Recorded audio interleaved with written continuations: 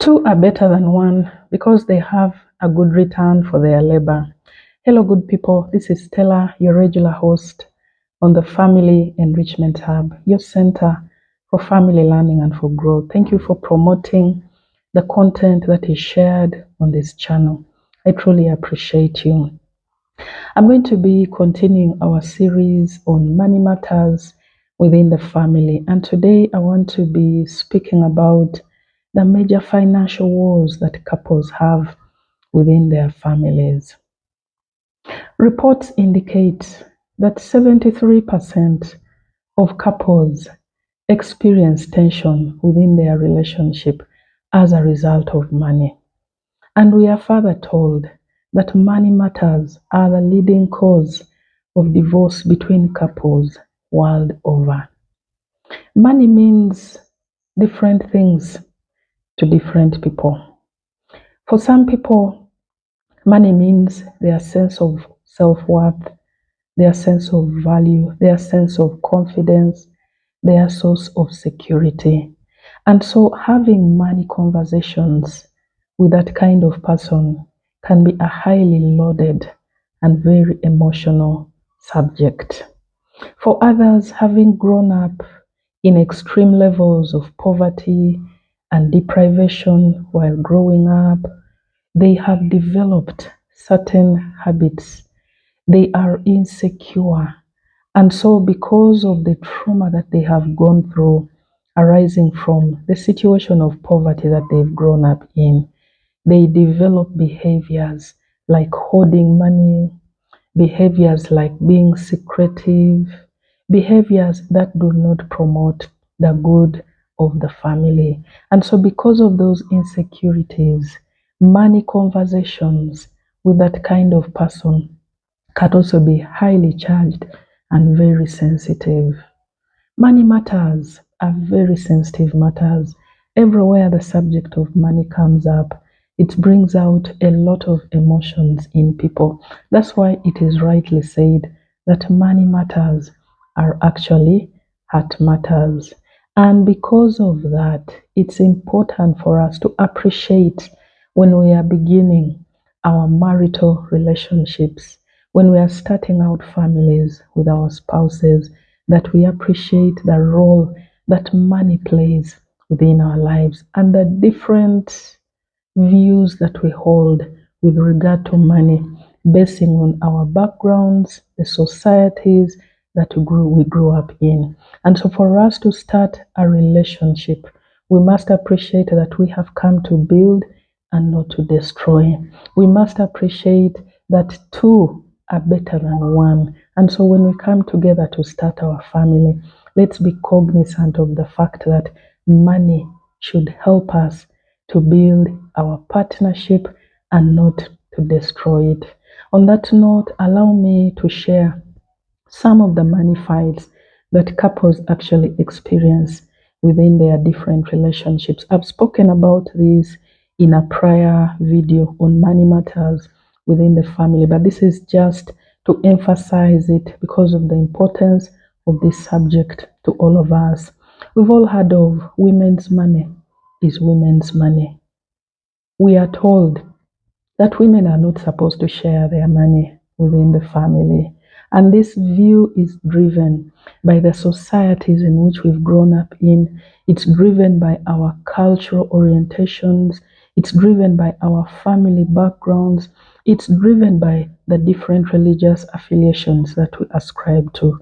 And so when a woman does not bring her money to the family table, we need to understand where they are coming from, but also to help them appreciate that when you hold back your money, are you building your relationship?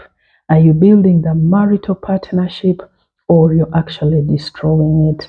And in that direction, you'll have many money fights because one person is holding back what should be shared together at the family level. For others, it's the issue of relatives, giving priority to the money needs of relatives, and then your immediate family comes in secondary. Of necessity, you're going to have money fights with your partner because you're not on the same page with regard to how money is appropriated to your relatives. I've also seen some families where parents take the lead in money matters decisions regarding their children's homes and marriages. And this is so wrong because even as the Bible teaches us that a man shall leave his mother and father and be joined to his wife, and the two shall become one flesh. One flesh speaks of being one in mind, being one in vision, being one in purpose, being united together to build a family together that is going to thrive, that is going to make each of you a better person. So when you allow your parents to come in and control your money decisions, of necessity, you're going to be in and out of money fights. There are also misaligned needs. One partner wants to travel the world while they are still young. Another partner wants to save money. You're going to have serious money fights because how are you going to align those two different views on money within your family? I've also seen families where people compare their financial achievements to those of other families. You hear somebody making statements like, I would be far better off if I had not married you. I would be in a better place if I had made a better decision with regard to marriage. You hear somebody talking of the other family is doing this and that. Why are we not doing the same? We need to appreciate that there are no two families which are the same. No two families are on the same course of life. Every unit is running their own race. And so for you to begin comparing the achievements of your family to those of another family is a direct discredit to your partner. You're hitting and damaging the ego of your partner. And in that sense, you're going to have money fights every other day. I've also heard of people who take loans without the consent of their partner. And at the end of the day, your family needs are going to struggle. You're going to be extremely stressed out because the money that you used to budget on is no longer sufficient because one partner has decided to take money and has not even accounted for where that money has gone. Of necessity, you're going to have unending fights within your family. I've also heard of those who take it a notch higher by going to collect savings benefits of their partner in the different groups where the partner belongs to. It is so wrong. It is so unfortunate for you to fail to tame your money appetite and you go and collect money which belongs to your spouse without their consent. You're going to have endless money fights within your relationship if you keep displaying that kind of behavior. I've also seen non financial disclosures in so many families. Somebody earns money and they just choose not to declare it to the family, to their partner, or they under declare. This is going to create a lot of tension, a lot of distrust, a lot of insecurity, a lot of stress within your family. So while it may look like you're protecting yourself, you're serving your interests, at the end of the day, you're actually going to destroy the partnership that you have entered to create and build together with your partner in your marriage. I've also seen and heard of others who steal money from their partner. You're given money to do a certain activity and you decide to divert it to totally different things. Others even outright steal from their partners and take the monies to secret and private projects. That is called financial infidelity. And you are actually destroying the very partnership that you are supposed to be building. I've also heard of others who glorify themselves excessively in their relationships just because you're earning the higher money, you're the biggest breadwinner within the family, and you use that to boss your partner. You use that to demean your spouse. You make statements like, if it wasn't for me, I don't know where I would be. It is because of me that we are where we are. That is pride. You're going to destroy your partner.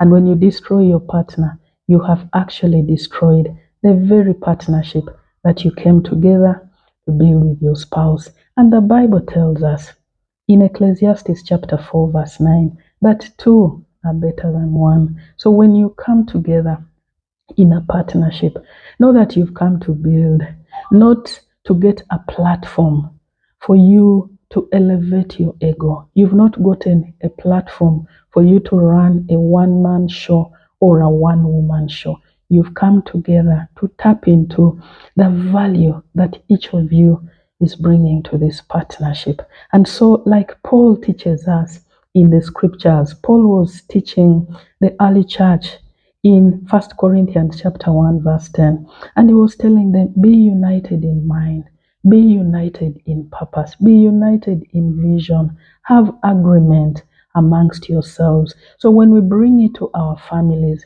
we need to be united, and more so where our money matters are concerned. If you cannot agree, if you cannot be one, if you cannot do life together where your money is concerned, I don't know whether you are building a partnership or what you are building has a totally different name. But as long as your money is not united together, as long as your money is not serving your marital partnership, you're actually going to destroy your partnership, your marriage with time. And so, for those of us who are going through these different money fights within our relationships, it's important for us to sit and talk and put to rest these challenges.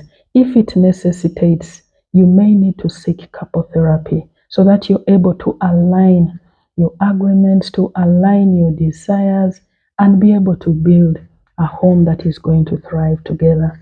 Allow me to conclude with this. Scripture teaches us in the book of Luke, chapter 12, verse 15, that a person's life does not consist in the abundance of their possessions, but in the impact that their money has in transforming lives.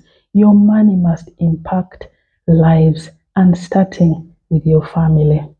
Thank you, friends, for listening in. Kindly share widely, for this is how we shall truly transform our societies through the family. God bless you. Catch you next time. Bye.